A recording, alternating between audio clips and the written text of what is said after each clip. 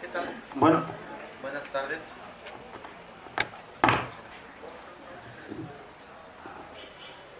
buenas tardes. Muchas gracias por estar aquí y a Mónica por la invitación que me hizo para estar unos días en esta universidad. Estoy muy contento de estar por estos lares y he tenido muchas actividades, así que eh, pues estoy en las mañanas y en las tardes teniendo actividades con ustedes, lo cual también me da mucho gusto. Este libro tiene toda una historia porque en él participan varios profesores investigadores de distintas universidades del país, de la Universidad de Guadalajara, de la Universidad Autónoma Metropolitana, de la Universidad Iberoamericana, del Tecnológico de Monterrey y de la UNAM.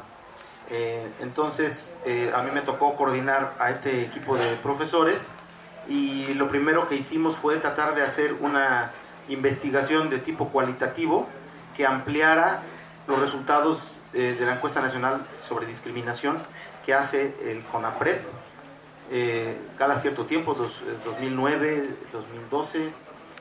Y bueno, la idea de nosotros fue que estos datos que genera la CONAPRED, el CONAPRED, pues pudieran ser complementados con una perspectiva cualitativa para poder entender mejor el problema de la discriminación. Ante los datos duros, lo que nosotros tratamos de orientar nuestro estudio fue saber cómo los agentes de socialización impactan en la formación de actitudes y comportamientos y representaciones sociales de los jóvenes, así como ustedes, bueno, más jóvenes porque eran de bachillerato, hacia la discriminación. Entonces, lo que nosotros hicimos fue indagar en esos 10 lugares del país cómo la familia, los medios de comunicación, el gobierno, la iglesia, principalmente el grupo de amigos, cómo formaba o cómo forma a los jóvenes en las ideas de discriminación, de tal forma de poder entregar un reporte que hiciera evidente ante la CEDESOR, que fue la que nos aprobó el estudio, que hay procesos culturales que son los que están generando la discriminación en los jóvenes y que no se trata nada más de dar información o de recomendar que no discriminen, sino que las raíces de la discriminación son más profundas. Y bueno, así fue como nosotros empezamos a generar nuestro instrumento, que es un guión de preguntas para poderlas hacer en un grupo focal y ir captando el pensamiento de los jóvenes en estas dimensiones, principalmente. Dentro de los resultados que nosotros generamos, podemos decir que lo novedoso es el hecho de que la discriminación está construida en base a la dimensión de racismo. La mayoría de los jóvenes, cuando se le pregunta qué es discriminación, responde que es racismo, y con algunas categorías como exclusión, pero lo importante de todos los conceptos que manejan alrededor de discriminación, lo que hacen ver los jóvenes es de que la representación social mayoritaria de la discriminación está vinculada con la conducta, es decir, hablan de exclusión, burla, violencia, molestar, es decir, hacen patente el hecho de que la discriminación no es nada más una actitud, sino que principalmente es una conducta de exclusión agresiva, de golpear, de burlarse del otro. Y ese podemos denominar un tipo de representación social de la discriminación enfocada a conductas excluyentes. Después hay un tipo de discriminación que tiene que ver más con los grupos sociales. La mayoría de los jóvenes, cuando hablan de discriminación, siempre mencionan a los negros. En México sí tenemos parte de nuestra raíz, de nuestras raíces es la negritud, como todos lo sabemos. O sea, hay bastantes regiones en el sureste donde hay negros mexicanos y bueno, esta es una condición de nuestro grupo social. No me gusta utilizar la palabra raza, puede ser más ejemplificativa. Entonces hablan siempre de los negros, de los pobres, de los homosexuales, de los viejos. Entonces son discriminaciones hacia grupos en específico, a los indígenas, que es el grupo más discriminado de todos, y ese sería el segundo tipo. Y el tercero es por condición de ignorancia, por condición económica, por condición de dónde vienen, y bueno, ese sería un tercer tipo de discriminación. Entonces, lo primero que podemos decir del aporte que da el libro y que se puede encontrar respaldo en los datos que nosotros generamos, es de que hay al menos esos tres tipos de discriminación, y que la discriminación primeramente es una conducta. Después, otra que considero que puede ser un aporte del libro es tratar de darnos cuenta de que la familia es un agente de socialización en el cual se genera la discriminación.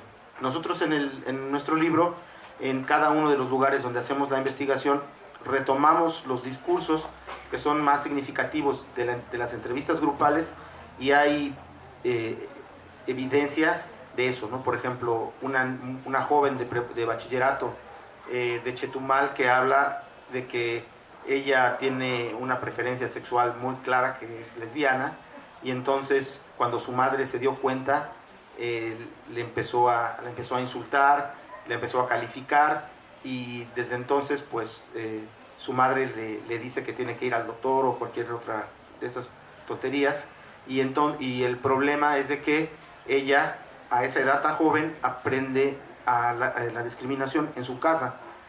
También los papás juzgan a los sobrinos, juzgan a los vecinos, le enseñan a los niños a juzgar entre sus hermanos, y la discriminación podemos decir que se mama en la familia, porque somos, o la cultura es transmisora de estos elementos de diferenciación extrema, que es la discriminación, ¿no? Porque no es solamente que nosotros seamos diferentes, porque la diferencia es una condición pues existente, sino que hay que calificar esa diferencia, ¿no? Tu primo el tontito, tu primo el borracho, tu primo el que consume drogas, y así, ¿no? Entonces la familia pues juega un papel principal en esta creación de la discriminación. Otro agente socializador, por ejemplo, la iglesia. Cuando preguntamos sobre el papel de la iglesia y si la iglesia debería hacer algo para evitar la discriminación, que dicho sea de paso es uno de los principales, yo diría que es el principal problema social que vivimos en México.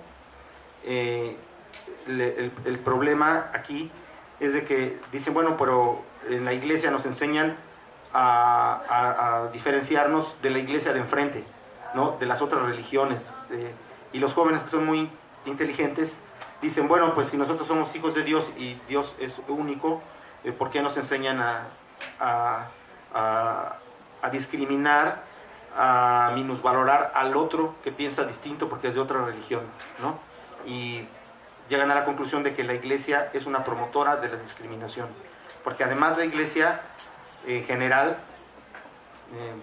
pues más bien yo creo que eso es un precepto, pues no aceptan las diferentes preferencias sexuales, no aceptan los matrimonios entre gente del mismo sexo, y bueno, hay una serie de discriminaciones que la iglesia fomenta. Los medios de comunicación también se identifican como agentes de discriminación, y los jóvenes lo ven, y además no solamente lo ven, sino que ante los patrones de belleza que transmite la televisión, pues ponen a los jóvenes en una situación complicada, porque muchos de los jóvenes pues tienen una aspiración, o les venden una aspiración que es imposible de alcanzar, y por lo tanto ellos se sienten menos porque la televisión les enseña a eso, ¿no? A pretender ser Thalía.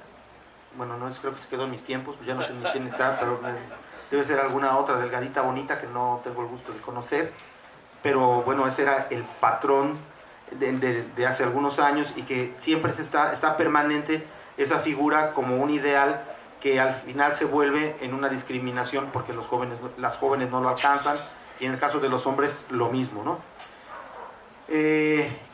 ese sería en ese caso. El gobierno, evidentemente, lo califican ya no en términos de, bueno, en los grupos focales que nosotros organizamos, les preguntábamos sobre el gobierno y no era, digamos, la denuncia del gobierno como incompetente, que casi siempre lo es, sino más bien la figura del gobierno como aquel que genera discriminación. ¿Por qué? Porque no atiende a los ciudadanos por igual. Aquellos que tienen dinero pues resuelven sus problemas, los que no tienen dinero no lo pueden hacer. Hay testimonios en el libro de que tienen tiempo pidiendo que se arregle algo y no se arregla, ¿no? El caso que a mí me llama más la atención también tiene que ver con Chetumal, de un joven que decía que el gobierno, el gobernador de su entidad, que creo que se apellida Borge, perdió a su perro. Y entonces dice, es increíble que hubo toda una campaña en televisión para tratar de encontrar al perro del gobernador, que no lo encuentran, ¿no? Quién sabe dónde estaba el perro, y el gobernador pasó spots por televisión, pegó carteles a colores en toda la ciudad, diciendo que por favor encontraran al perro porque estaba muy deprimido, y cuando cualquier vecino de aquí se pierde, lo levantan o se lo lleva a alguien, ni siquiera dan entrada a la queja, ¿no? Y a un perro sí. Dices que eso es intolerable, decía un joven, y bueno, el gobierno tiene esa tendencia a discriminar, ¿no? Sería cuestión de que ustedes lo leyeran. El libro, pues creo que en esas partes ejemplifica mucho los casos.